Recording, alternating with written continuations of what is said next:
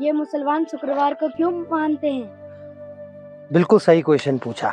ये हमेशा मेरे जहन में भी उठता था बचपन से कि मुसलमान शुक्रवार को इतना क्यों मनाते हैं और क्यों मानते हैं। इसके लिए आपको पहले जाना पड़ेगा रामायण वाले युग में। आपको शूर्पणखा याद है?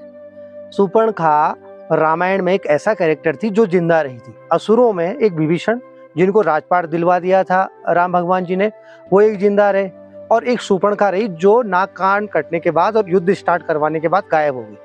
फिर वो गई कहाँ? उसके बाद उसने तपस्या की और उसने वो शुक्राचार्य के पास गई। शुक्राचार्य के पास जाके उसने बोला कि ये जो असुरों का पूरा खानदान है ये तो खत्म हो गया, लेकिन मैं चाहती हूँ कि ये खत्म ना हो। जितने असुर बचे हुए हैं अभी, जितने असुर बचे हुए ये जिंदा रहे। लेकिन शुक्राचार्य ने बोला कि नहीं, ये तो मुश्किल है, क्योंकि अब शिव जी भी राक्षसों के खिलाफ हो चुके हैं और अब सिर्फ शिव ही बचा सकते हैं सारे राक्षसों को जितने बचे हुए हैं। कुछ छोटे मोटे राक्षस बचे हुए थे जो युद्ध से बच गए थे। तो शूर्पणखा ने फिर शुक्राचार्य से विनती करी कि आप शिव से प्रार्थना कीजिए या शिव जी से बात कीजिए। तो वो शुक्राचार्य के आश्रम में रही बहुत समय तक और शुक्राचार्य जी की सेवा की।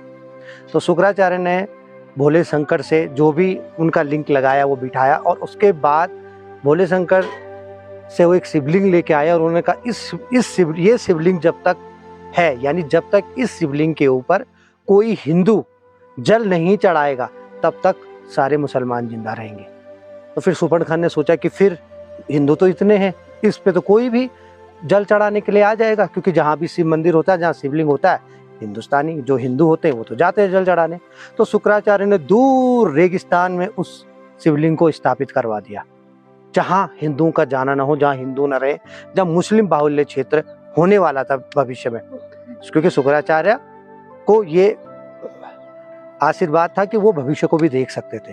तो उन्होंने उस शिवलिंग को मक्का मदीना में इस्टेब्लिश करवा दिया। अब आज आपको पता है कि मक्का मदीना में कोई भी हिंदू नहीं जा सकता, और जो मक्का मदीना का वो ब्लैक ब्लैक सा आप देखते हैं ना, असल में उसके अंदर शिवलिंग ही है। लेकिन कोई भी हिंदू वहां तक तो छोड़ो, मक्का मदीना तक भी नहीं जा सकता, उसको वीजा ही नहीं मिलता, वो वहां जा ही नहीं सकता, उसको अथॉरिटी ही नहीं है। और जितने भी असुर बचे हुए थे वो सारे के सारे इस युग में मुसलमान बन के पैदा हुए हैं। और इसका और एक अच्छा उदाहरण, शुक्रवार की पूजा या शुक्रवार को जो भी ये मनाते हैं, शुक्रवार को ये क्यों मानते हैं इतना? इसीलिए मानते हैं कि शुक्राचार्य ने इनके वंश को बचाया।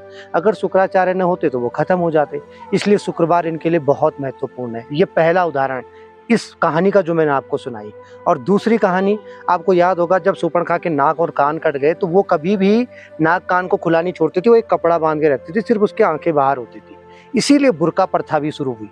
तो जो बुर्का प्रथा है मुसलमानों में, ये और जो मक्का मदीना का शिवलिंग है, ये दोनों बातें प्रमाणित करती हैं। तीसरी शुक्रवार यानी शुक्राचार्य, ये तीन बातें प्रमाण देती हैं कि जो उस युग में राक्षस थे वो इस युग में मुसलमान है, जो कभी भी हिंदू का हित नहीं चाहेंगे।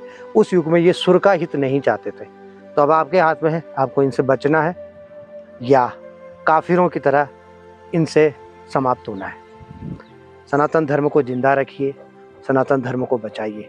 सारे हिंदुओं से मेरी ये विनती है। जय श्री राम।